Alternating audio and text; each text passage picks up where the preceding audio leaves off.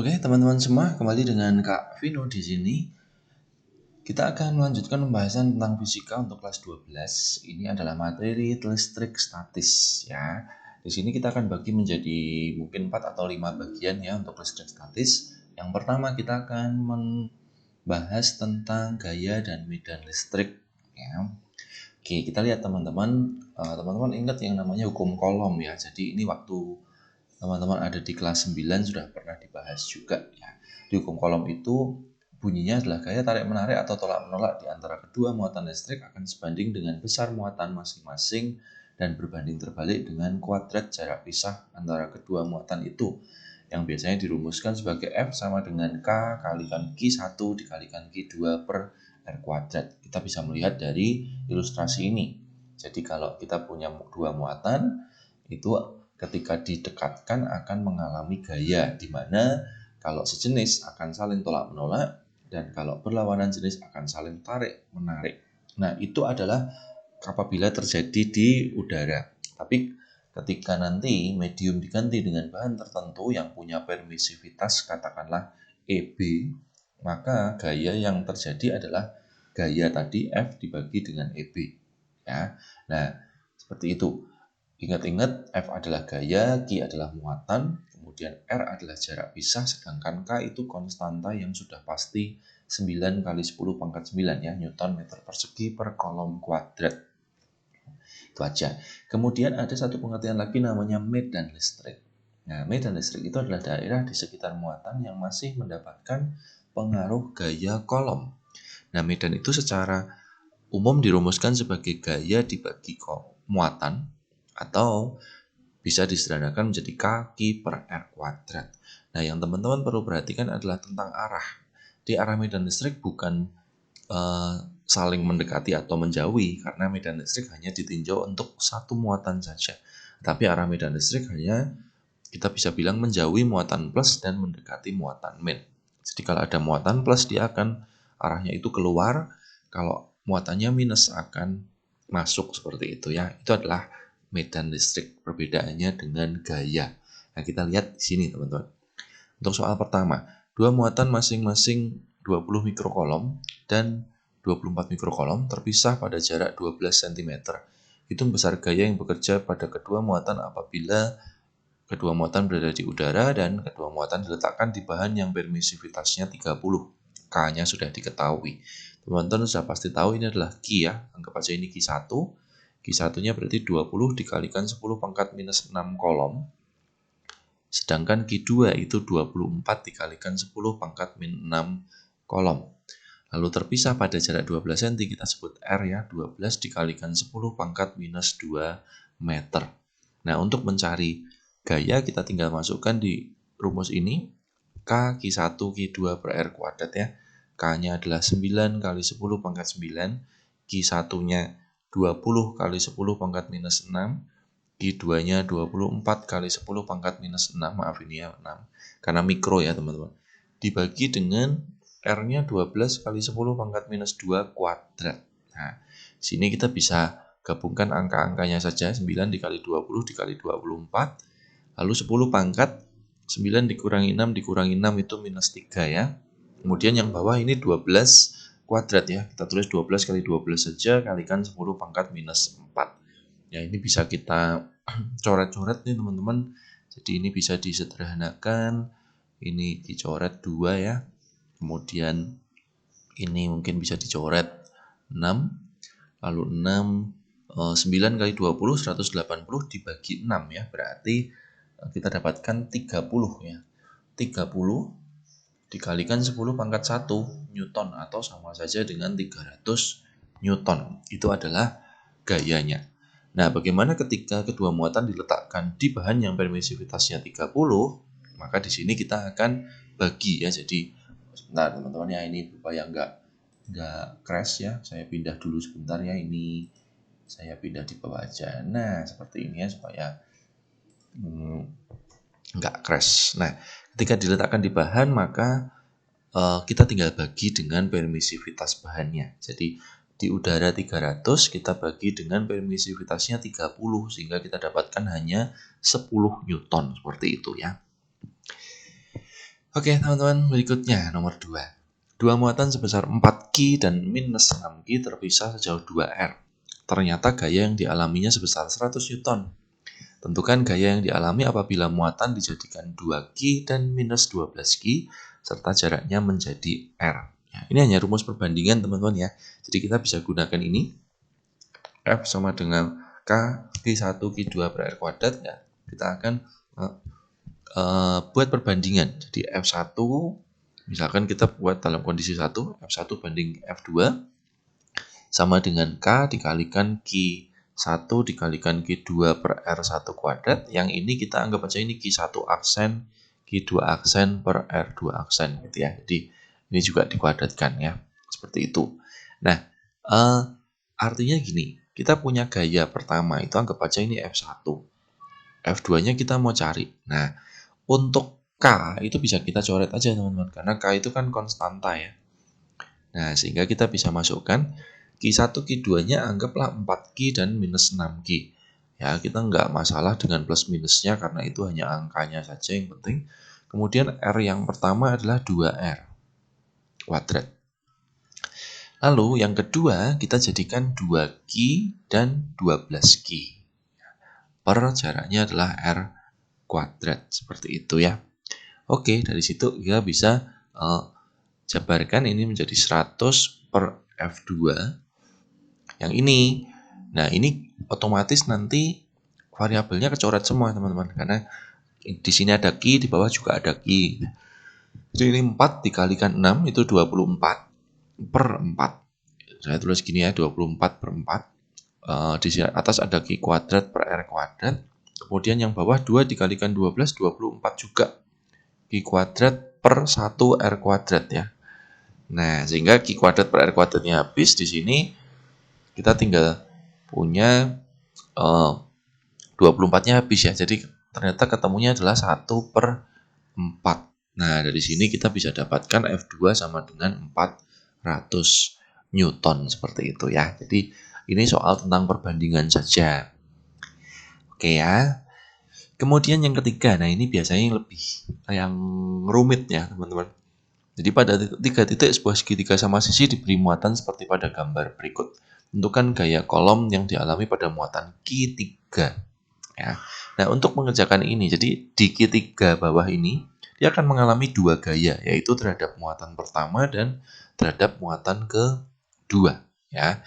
Nah, jadi kita mencari dulu nih teman-teman. Jadi ini kita misalkan mencari F31.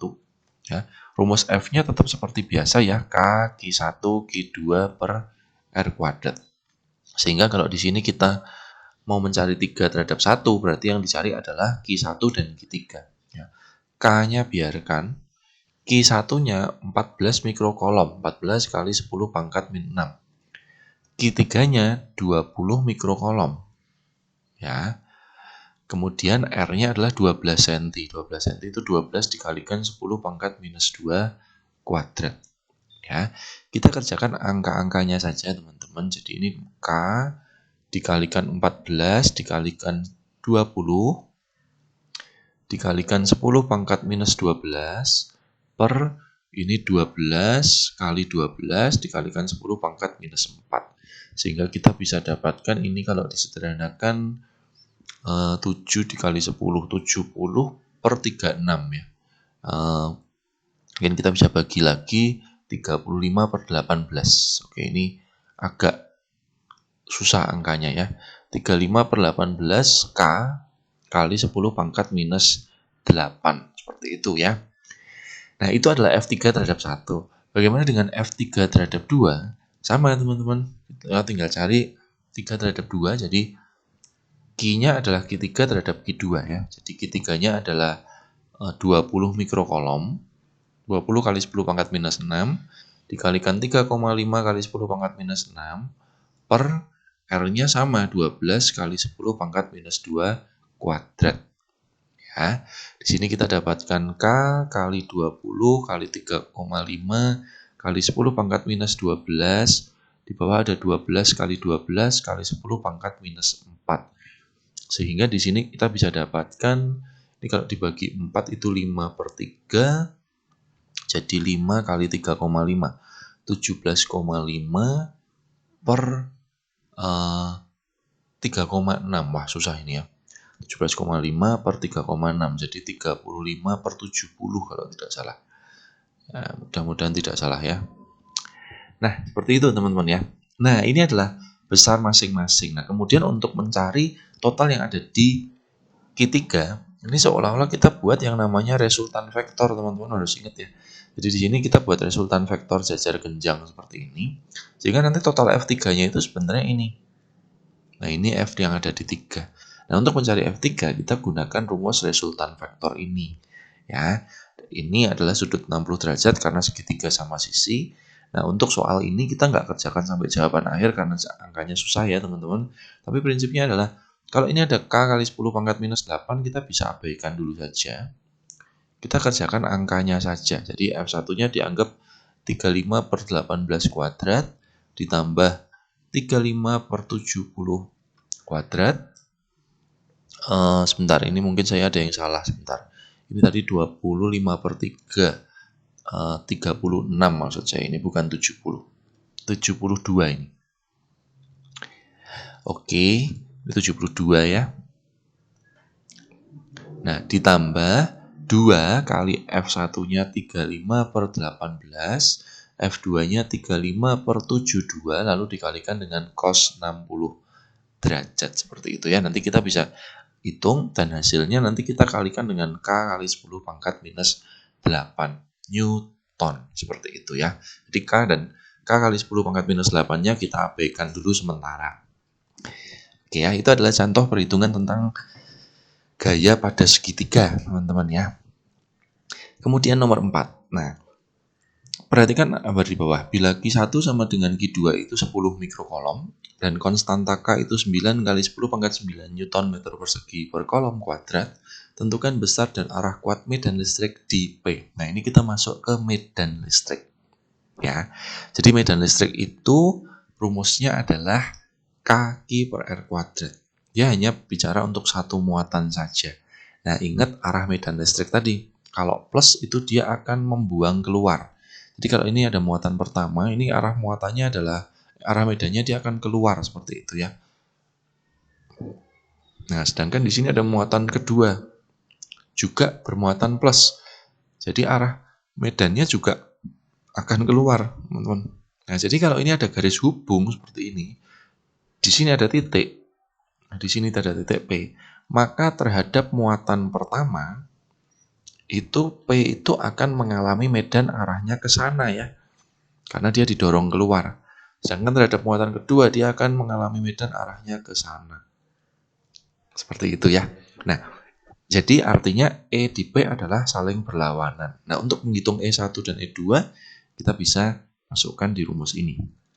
Ya, K-nya adalah 9 kali 10 pangkat 9. Q-nya itu 10 mikrokolom, artinya 10 dikalikan 10 pangkat minus 6. Per jaraknya E1 ini 6 cm ya, 6 kali 10 pangkat minus 2, yang di sini 3 kali 10 pangkat minus 2. Jadi ini E1 dulu. Ya.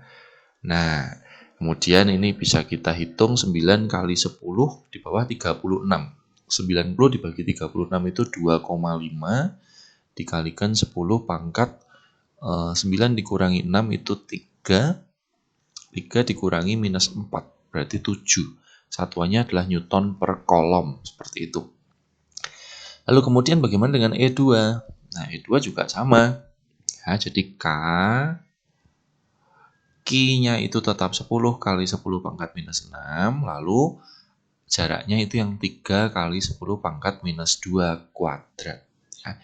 Ini 90 dibagi 9 ya. Jadi 10, sepertinya pangkatnya sama, kali 10 pangkat 7 Newton per kolom.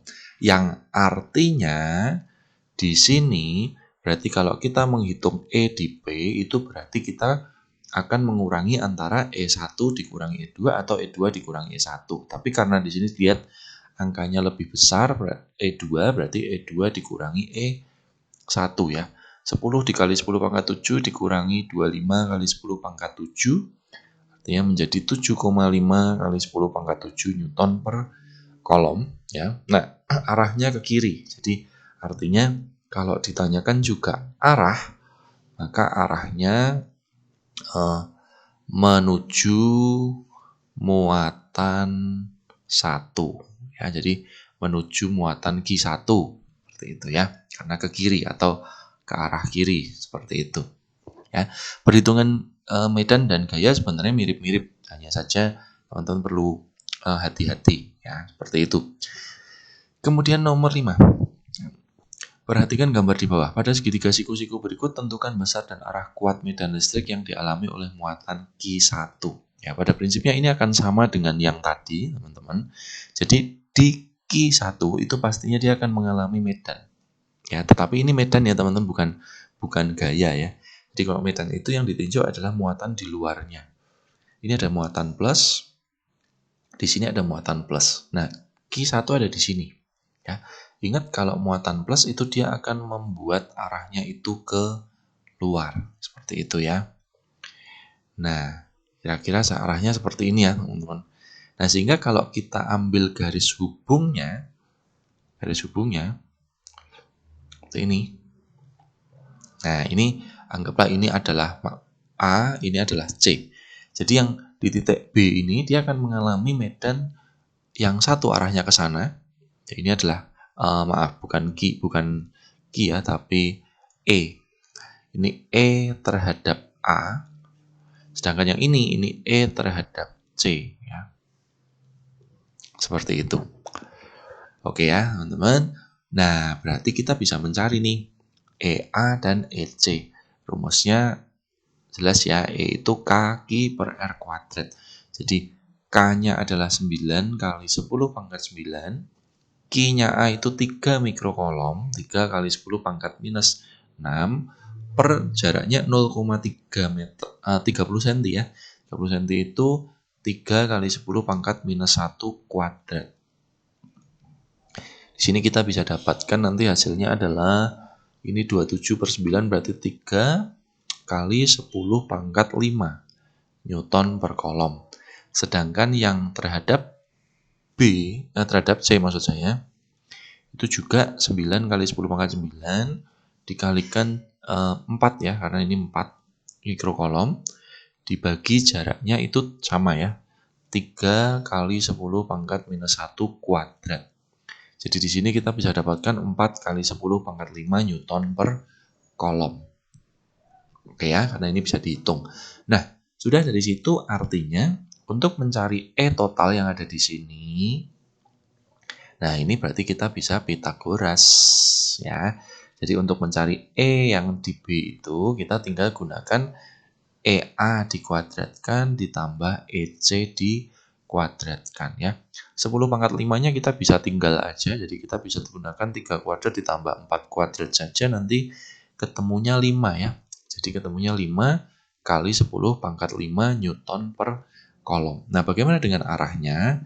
Arah itu ini anggap kita membentuk sudut theta ya. Nah, tangen theta itu bisa kita cari sebagai Y dibagi X. Jadi EA dibagi EC ya. EA-nya itu 3 kali 10 pangkat 5 per 4 kali 10 pangkat 5 atau 3 per 4, sehingga di sini theta-nya akan kita dapatkan kira-kira 37 derajat. Nah, ini 37 derajatnya di sini teman-teman ya. Jadi arahnya kira-kira membentuk sudut 37 derajat terhadap EC. Seperti itu ya. Oke, jadi perhitungannya kurang lebih seperti itu. Nah, ada satu lagi nih soal sering banget nih teman-teman. Ya. Nih, bola kecil bermuatan 135 mikrokolom dan minus 60 mikrokolom terpisah sejauh 10 cm. Di manakah, ini bukan dimanakan ya, di manakah sebuah partikel bermuatan 2 kolom harus diletakkan agar tidak mengalami gaya listrik. Nah, jadi ini sederhana. Jadi kita bahas konteks gaya 0 ya. Jadi di sini ada muatan plus dan muatan minus. Ini 135 mikrokolom, yang di sini minus 60 mikrokolom. Terpisah sejauh 10. Nah, lalu kita diberikan satu muatan lagi 2 kolom.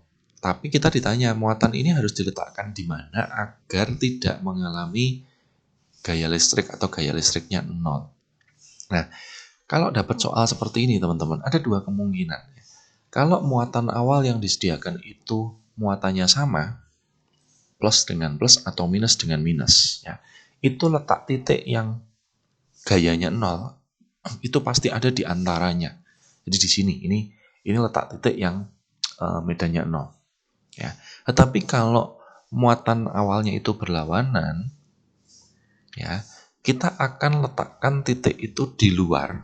Jadi bisa di sini, di kanan atau di kiri.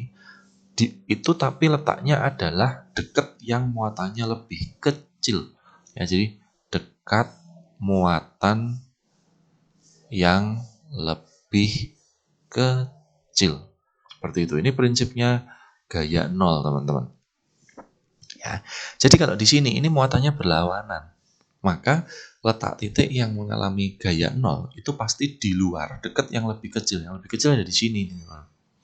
Jadi 60 dan 135 kan lebih kecil di sini. Nah, ini pada jarak misalkan X. Nah, muatan yang ketiga ini nggak penting, teman-teman. Nggak penting. Ya. Jadi nggak penting lah gitu. Nah, kita hanya mau mencari jarak terhadap titik itu. Anggap yang ini muatan pertama, jadi jaraknya di sini sampai sini adalah R1, sedangkan jarak dari sini sampai sini adalah R2. Nah, untuk soal seperti ini, itu pengerjaannya simpel banget. Tinggal kita gunakan Q1 per Q2 sama dengan R1 per R2 kuadrat. Ya, Q1 per Q2 sama dengan R1 per R2 kuadrat. Tinggal teman-teman masukkan aja. Q1-nya 135, biarkan mikrokolom nggak ada masalah karena ini perbandingan. Lalu R1-nya, nah ini R1-nya adalah 10 plus X. Ya, R2-nya itu X kuadrat. Dan teman-teman nggak perlu mengkuadratkan ini karena biasanya angka-angka yang sudah dibuat adalah bentuk kuadrat. Jadi ini kalau dicoret ini kan 9 per 4 nih teman-teman. Sehingga teman-teman bisa akar ya. Ini kalau diakar kan 3 per 2. Yang ini 10 plus X per X. Sehingga kalau kita kali silang, ini 3X sama dengan 20 plus 2X. Atau X sama dengan 20 cm. Artinya letaknya, ya letak titiknya adalah 20 cm di sebelah kanan Q2. Gitu ya. Jadi letaknya adalah 20 cm di sebelah kanan Q2. Seperti itu. Oke ya teman-teman, itu pembahasan tentang gaya dan medan listrik cukup panjang, tapi ini variasi soal yang sering dimunculkan ya. Kita akan bahas selanjutnya adalah pada potensial listrik. Oke, sampai jumpa di video selanjutnya. Terima kasih.